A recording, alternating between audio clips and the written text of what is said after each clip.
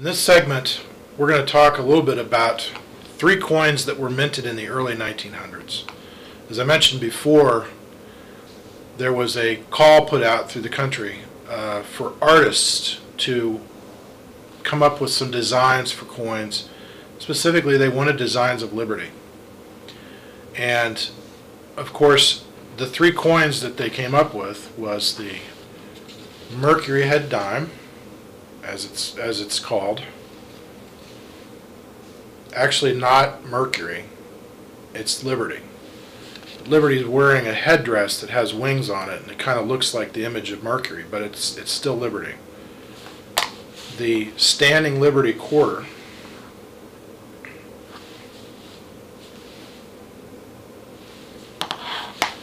and of course the Walking Liberty half dollar, which to some people is perhaps the most beautiful coin we've ever minted.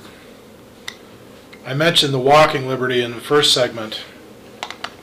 These coins were designed by artists. Up until this point, most of the coins were designed by mint engravers, which they were pretty in and of themselves, but these coins were absolutely beautiful. They were works of art. And many collectors to this day seek these coins the most because it was perhaps the heyday of coin making for the United States. These perhaps were the apex of the designs. And once again, these coins were perhaps the last representations of liberty in terms of the image of liberty put on our coinage. Once that the Walking Liberty was taken out of circulation, that was it. The peace dollar also had liberty on it. Peace dollar came out of circulation in the mid-30s. But the Walking Liberty was minted up until 1947, and once it was done, that was it. Liberty has not been represented on our coins ever since then. So for over 60 years, we haven't had an image of liberty represented on our coins. And fortunately, we've got liberty still written on the coin. Again, if we paid any attention to our money, we'd see it. But unfortunately, our coins are worth so little now that we probably pay very little attention to it. It's change that jingles in our pockets. We throw it in the charity drives or in the buckets for children's hospitals and other places, and that's fine, we should do that. But do we really look at it? Our money was made out of gold and silver throughout the 1800s up into the early to mid 1900s. And it became too expensive to make our money that way. In fact, in the early 1800s, the silver content in the coins was fairly equal to the value of the coin itself, and Congress had a huge problem losing their coins. People would take them and melt them down.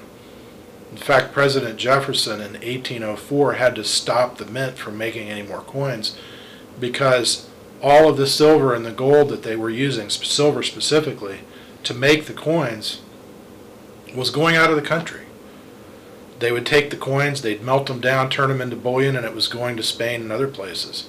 And so the wealth of the nation was literally being minted right past its shores. One of the things that they did was they started making the coins basically at 90% of the value of the face of the coin. This started to occur in the mid 1800s, and it was a brilliant move because it allowed the coin to still have the intrinsic value of the precious metal that the coin was made of, but the coin itself was still worth more than the metal that the coins were made out of. Why is all of this relevant? Because our coins have no precious metal value anymore. Our coins are worth little more than the paper that our paper money is made out of. This is a problem because our money has no intrinsic value anymore. We live off of fiat currency. And the fiat currency that we live off of is based strictly on the credit and the good credit of the United States. Unfortunately, it's not as good as it used to be. These problems that we have in this country occur because people pay little attention to the liberties that they have to actually have money, to actually be able to save, to actually be able to have some responsibility with what they do with their money. There is no value to our money anymore in a very literal and real sense. With us losing liberty on the coins, it was only a few short decades after that that the actual precious metal value of the coins also was lost. We have a real issue in this country right now. And some of it is because the amount of debt that we have, we don't have any sense of value in our currency anymore.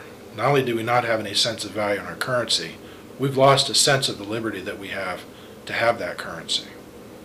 In the next segment, we'll look at a few illustrations of our modern currency, and we'll see how things have changed so dramatically.